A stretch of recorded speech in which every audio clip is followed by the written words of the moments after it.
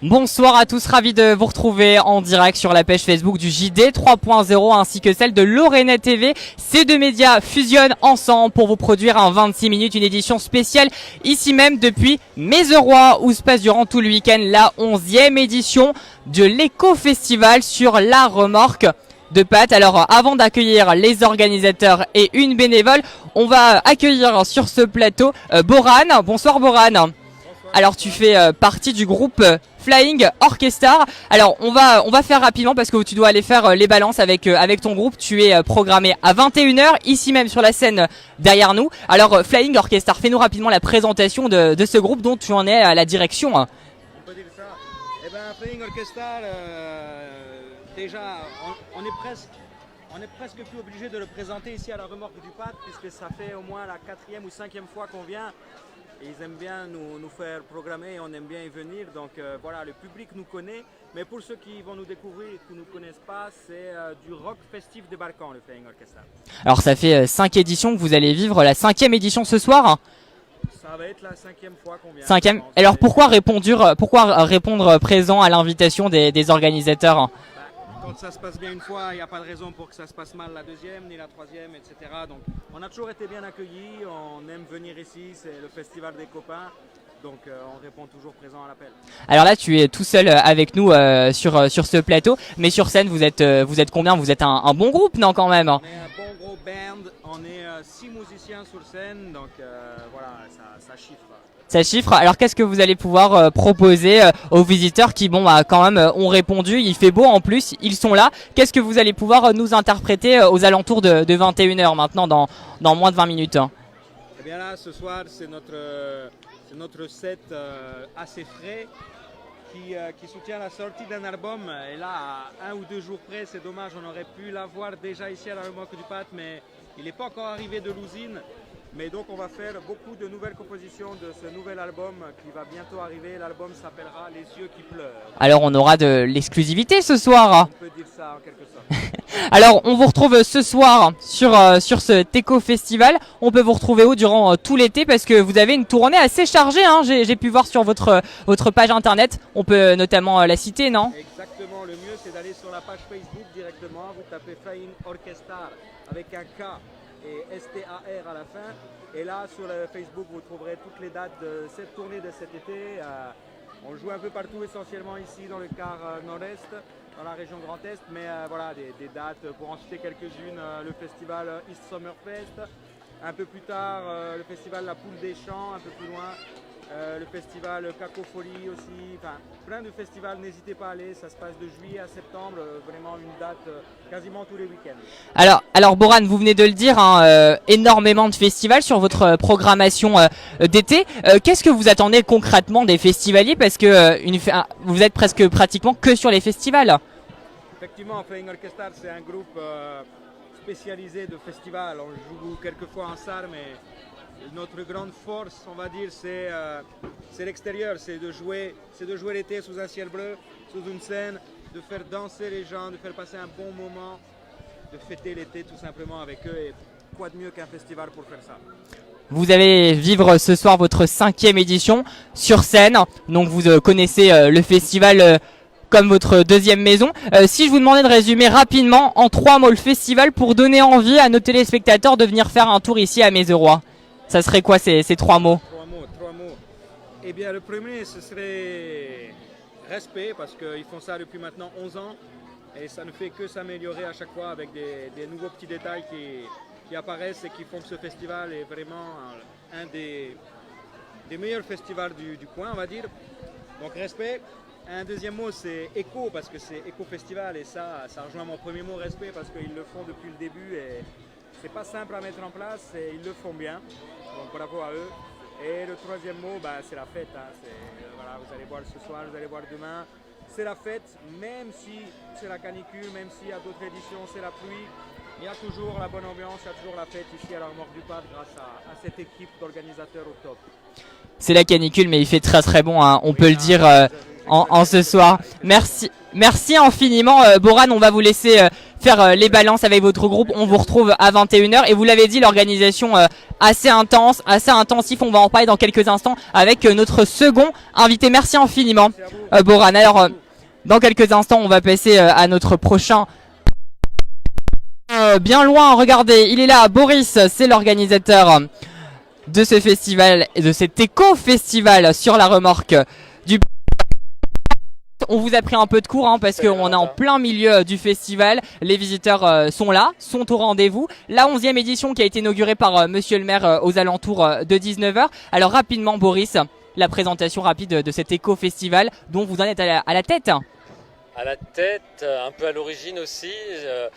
Ce festival il existe en tant que tel depuis 2009, mais c'est vrai qu'en 2007 on a déjà inauguré...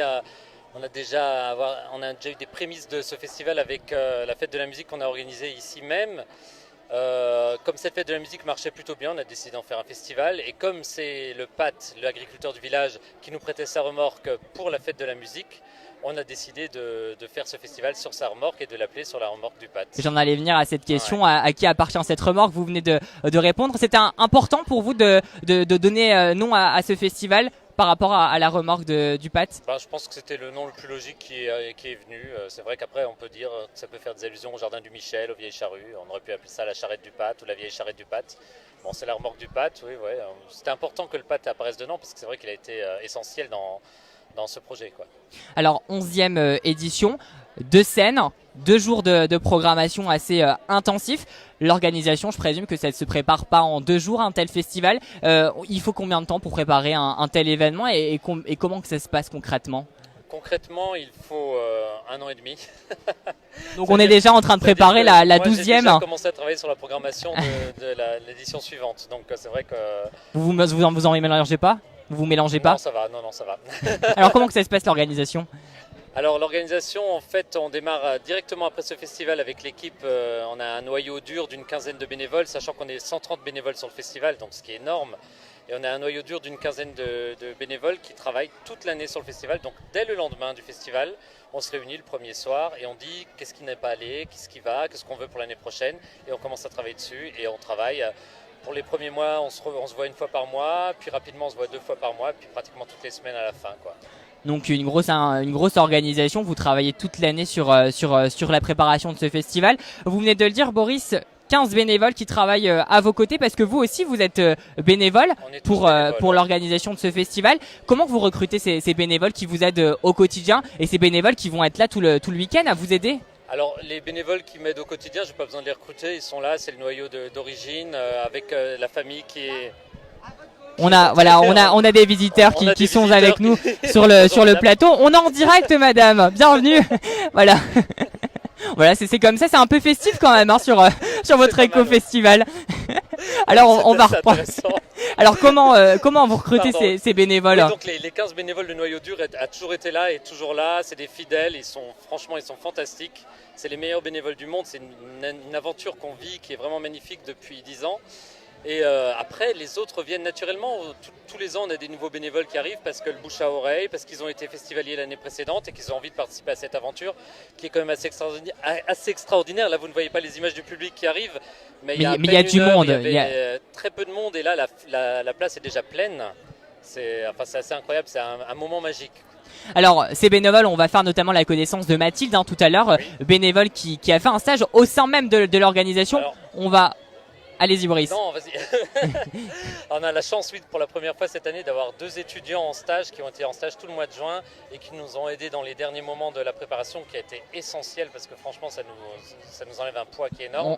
Et en plus, les deux, Kylian et Mathilde, on verra Mathilde tout à l'heure, ont été extraordinaires, quoi. On fera la connaissance tout à l'heure de Mathilde, l'une de vos bénévoles. Alors, juste derrière nous, c'est la scène principale. À 21h, donc à peu près dans moins d'un quart d'heure, ça sera Flying Orchestra qui va on va dire ambiancer ce festival. Et juste là-haut, derrière les caméras, c'est une scène ouverte, 2 scènes sur ce festival. Quelle est la programmation de ces 2 jours? Alors la programmation est comme d'habitude assez éclectique, on y retrouve tous les styles, aussi bien du slam avec Seul et mal accompagné qu'on croisera peut-être tout à l'heure sur l'antenne, ou avec de la musique du monde, avec le Flying Orchestra, avec Norik et No Gypsy Orchestra. On a de la chanson plus engagée avec Mélis Mel qui nous fait l'immense honneur de venir sur la remorque du Pat. C'est quand même incroyable d'avoir Mélis Mel ici à Mézeroy, dans un village de 150 habitants. C'est assez irréel quand on y pense.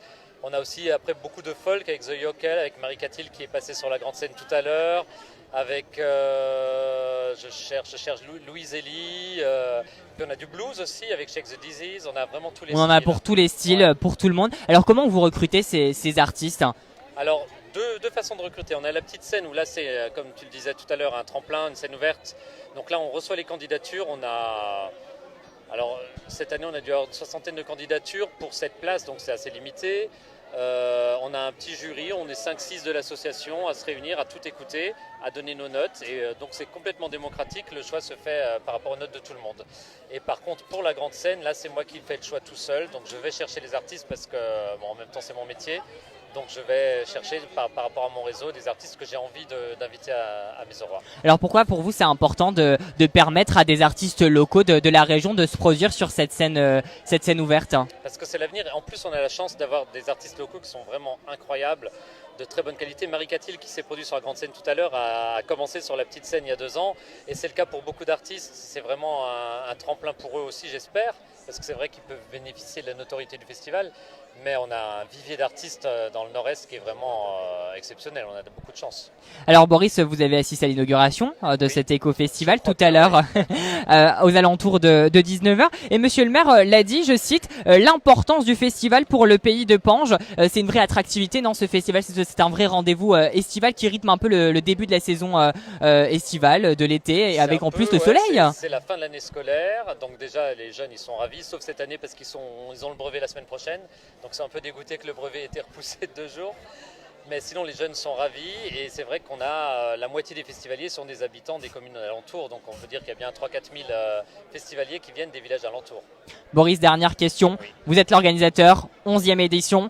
En 3 mots, est-ce que vous arriverez à me résumer votre éco-festival pour donner envie à nos téléspectateurs de venir vous rencontrer, mais aussi rencontrer les artistes, un moment convivial, d'échange, festif ici à Mézeroy? Alors déjà, 3 mots. Déjà famille, parce que c'est vrai que c'est un festival familial par excellence, déjà parce que l'entrée est gratuite. C'est vrai que c'est pas donné à tous les festivals.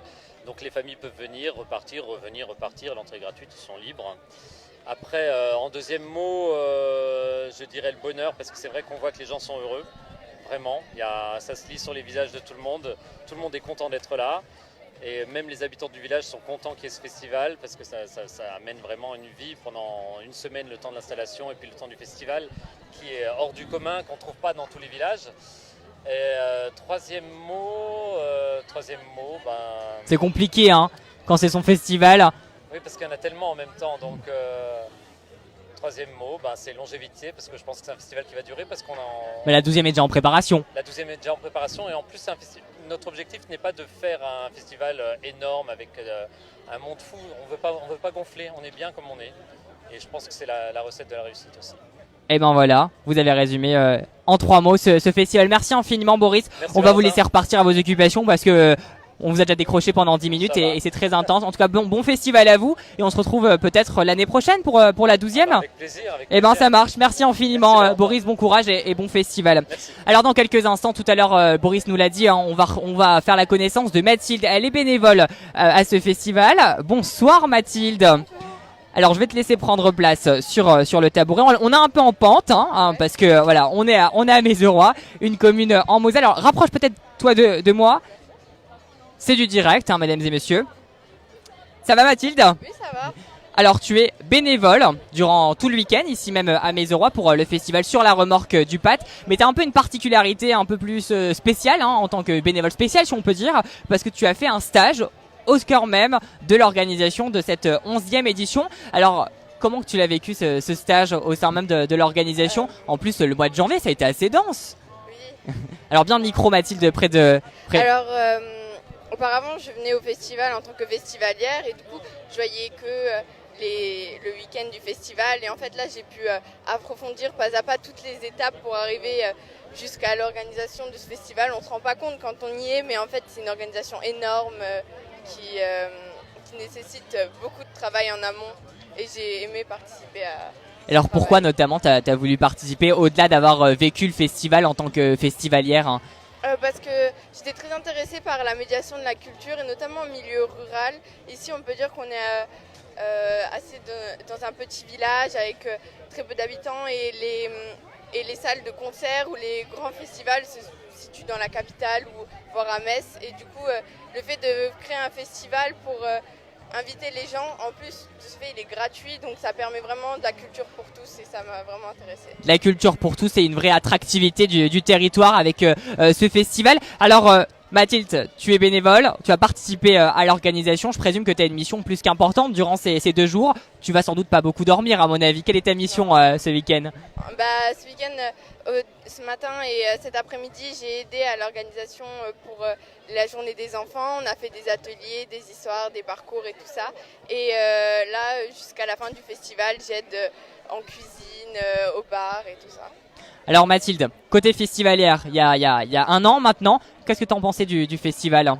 Je trouvais que c'était plutôt intéressant et super cool comme concept et j'aimais venir et tout ça, mais là en participant directement à l'organisation, j'ai appris que c'était aussi beaucoup de solidarité et c'est un peu comme une petite famille et tout le monde se connaît, c'est vraiment cool.